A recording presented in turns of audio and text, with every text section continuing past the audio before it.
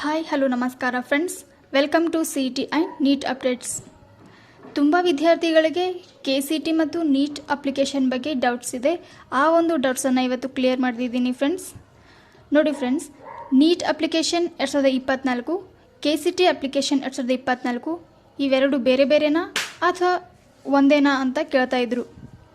S friends, ಇವೆರಡು ಬೇರೆ ಬೇರೆ ಅಪ್ಲಿಕೇಶನ್ ಆಗಿರುತ್ತೆ.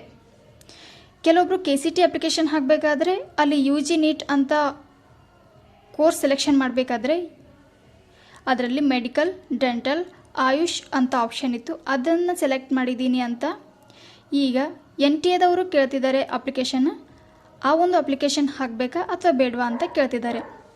ಎಸ್ ಫ್ರೆಂಡ್ಸ್, 2024 ನೀಟ್ ಎಕ್ಸಾಮ್ನ ಬರೆಯುತ್ತಿರುವಂತಹ ಎಲ್ಲ ವಿದ್ಯಾರ್ಥಿಗಳು NTA ಅವರು ಕೇಳುತ್ತಿರುವಂತಹ ಅಪ್ಲಿಕೇಶನನ್ನು ಹಾಕಲೇಬೇಕು.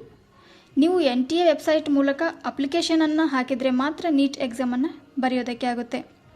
ಒಂದು ವೇಳೆ ನೀವು KCT ಅಪ್ಲಿಕೇಶನ್ನಲ್ಲಿ UG ನೀಟ್ ಆಪ್ಷನನ್ನು ಸೆಲೆಕ್ಟ್ ಮಾಡಿದ್ದೀನಿ ಅಂತ NTA ಮೂಲಕ ಅಪ್ಲಿಕೇಶನ್ ಹಾಕದೇ ಇದ್ದರೆ ನೀವು ನೀಟ್ ಎಕ್ಸಾಮನ್ನು ಬರೆಯೋದಕ್ಕೆ ಆಗಲ್ಲ ಫ್ರೆಂಡ್ಸ್. ಹಾಗಾಗಿ NTA ವೆಬ್ಸೈಟ್ ಮೂಲಕ ಅಪ್ಲಿಕೇಶನ್ ಹಾಕುವುದು ಕಂಪಲ್ಸರಿ ಆಗಿದೆ. ಅಂದರೆ ನೀಟ್ ಎಕ್ಸಾಮ್ ಬರೆಯೋದಕ್ಕೆ ಅಪ್ಲಿಕೇಶನ್ NTA ವೆಬ್ಸೈಟ್ ಮೂಲಕ ಹಾಕೋದು. ಇನ್ನು ಮೆಡಿಕಲ್, ಡೆಂಟಲ್, ಆಯುಷ್ ಕೋರ್ಸ್ಗಳಿಗೆ ಸಂಬಂಧಿಸಿದಂತೆ ಕರ್ನಾಟಕ ರಾಜ್ಯದಲ್ಲಿ ಇರುವ ಕೌನ್ಸಿಲಿಂಗಲ್ಲಿ ಪಾರ್ಟಿಸಿಪೇಟ್ ಮಾಡೋಕ್ಕೆ KCT ಅಪ್ಲಿಕೇಶನ್ ಹಾಕಿರೋದು. ಓಕೆ ಫ್ರೆಂಡ್ಸ್, ಇನ್ನು ನೀಟ್ ಅಪ್ಲಿಕೇಶನ್ ಹಾಕುವಂಥ ವೆಬ್ಸೈಟ್ ಚೇಂಜ್ ಆಗಿದೆ ಅಂತ ಹಲವಾರು ವಿದ್ಯಾರ್ಥಿಗಳು ಕೇಳ್ತಾ ಇದ್ರು. ಇದು ನಿಜಾನಾ ಅಂತ? ಹೌದು ಫ್ರೆಂಡ್ಸ್, ಆ ಒಂದು ವೆಬ್ಸೈಟ್ ಚೇಂಜ್ ಆಗಿದೆ.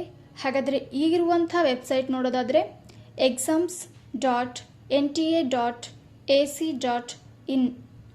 ಸೊ ಫ್ರೆಂಡ್ಸ್, ಯಾರೂ ಕೂಡ ಡಿಲೇ ಮಾಡದೆ ಅಪ್ಲಿಕೇಶನನ್ನು ಅತಿ ಬೇಗ ಹಾಕಿ.